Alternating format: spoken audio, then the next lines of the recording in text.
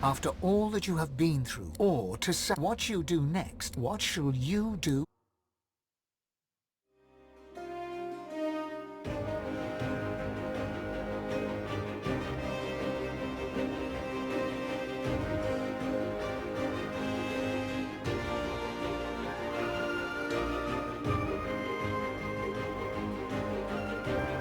And so it ended. A tale that began with my own ill-fated attempt to rid the world of the God-woken.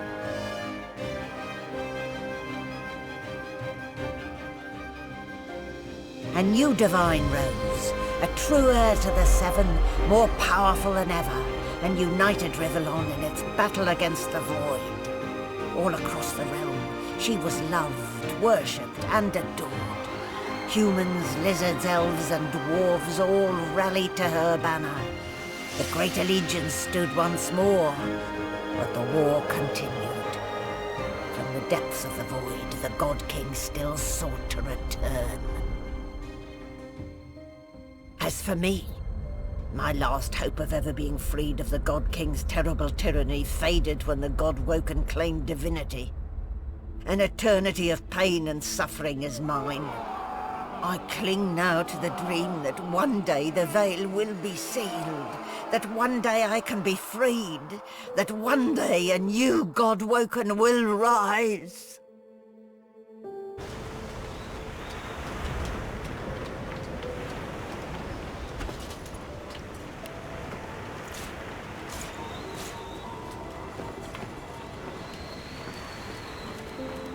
Well, well, look what the cat dragged in.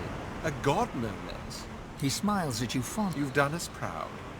Perhaps, but just this once, let's worry. We all knew only one of us could walk away with divinity. I'm glad it was you. Home, if you don't mind. After all, I've dragons to raise. There, I do so long to sit all day, but above all, I long... Oh, but remember how when we first... Not something. Now, if you recall, what say you? Well, only the best for the... Malady stands... Well, here we are at an eyeful, Your Holiness. She turns to you. Look at you. Magnificent. Actually, except for one small... She fingers the mask. We've come a long way together. Soon, but relax. Enjoy. I certainly plan to do the same. Enjoy the fruit, and when the time comes, Your Holiness.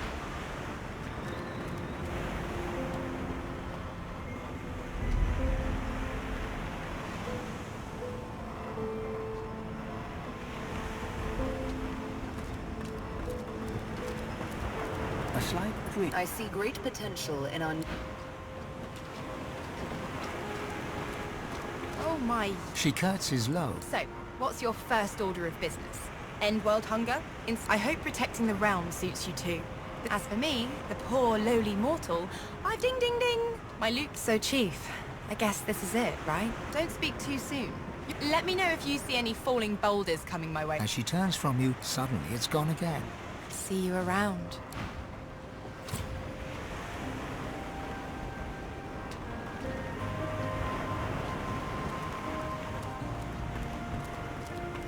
Fane is reading a volume of Cranley Hubert's famous... His eyes stay fixed on the book as you approach. My God, my darling. Fane looks up. Well, you're certainly worthy of worship. The power of my people. The skeleton looks back. I can't help thinking that I'm right. You creatures talk about... No, that doesn't mean I cannot more. They deserve that much. The skeleton heft. I've been rereading this. It's shit. Fane tosses the... If you have spent your... You creatures have simply take Ot or octopus regardless. Do you know? I suppose we are all sore, but my inner way in you...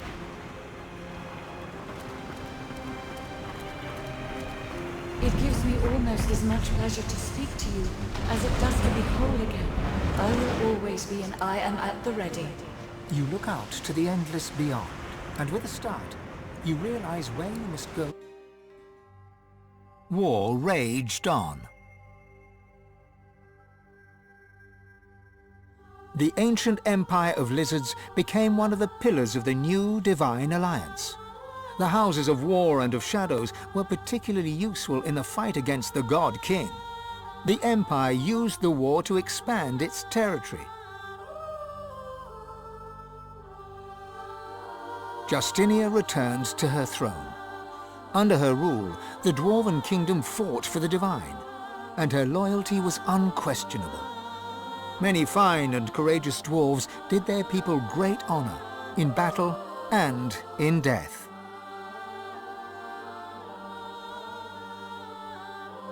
With Lucian gone, the elves reluctantly rejoined the Divine Alliance.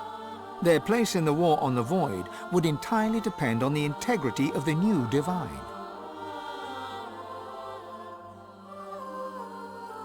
And here and there, across the world, what was left of the Black Ring fought on. The island of Fort Joy remained a sorcerer's paradise, a place of exile for those whose sorcery threatened to bring in the Void. For their well-being, its residents depended entirely on the benevolence of the new Divine. Reaper's Coast struggled on. The farms and the fisheries fought to feed the people against the Voidwoken blight.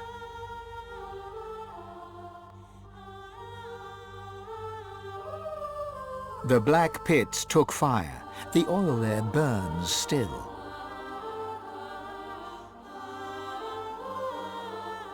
Driftwood teetered on the edge of starvation until the night the Voidwoken came from the sea. All were killed. This did, however, put an end to the famine. The nameless isle had vanished. Although only open water remained, by instinct ships would steer clear. None of the captains could articulate why. Young Han grew up a warrior and became one of the Alliance's greatest generals. But even he could not win the war. Almira and Mihaili settled in an abandoned homestead. The locals liked and respected Almira. She never wanted for help, and deals always fell to her favor. Outsiders were often suspicious, but no local would speak against her. With a new divine at the helm, Malady had a powerful ally, but she was in no hurry to call in her favor. After all, it might be the last thing she ever did.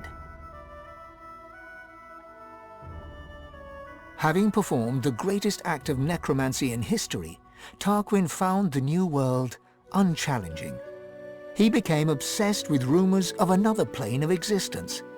One day he vanished and was never seen again.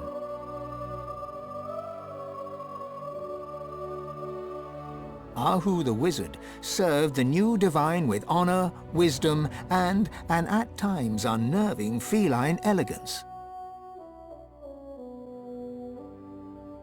The undead priestess Gratiana remained in her sanctuary, happy to wait for the war to pass. She was troubled only by the silence of her goddess. Jehan the demon hunter never stopped hunting for demons. Sahala sought to strengthen the Elven alliance with the new divine. Her powers of sight proved useful in the ongoing war against the Void, but she could never be sure that the new divine trusted her. Tova, her mother, was Sahala's most trusted warrior.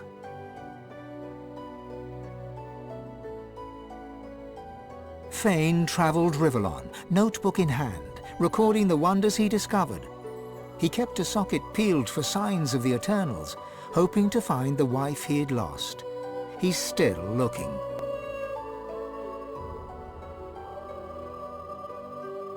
On his return to the Empire, the Red Prince was hailed a hero. He married Sada, and they had many more dragons. Soon, the prince became the Emperor. Faced with dragons, the Void did not gain the upper hand in the Empire. Lohse returned to her music and enjoyed a storied career as the Divine's premier musician. Dark moods would still overtake her, and she would spend long hours walking in the wilds. She always returned with a new song. And then there was you.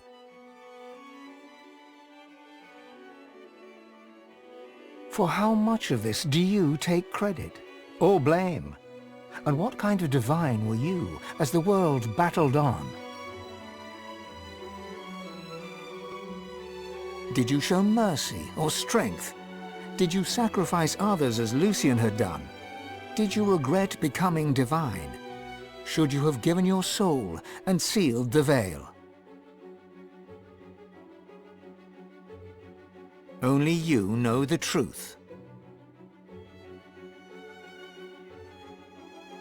Only you know if you atone for your sins.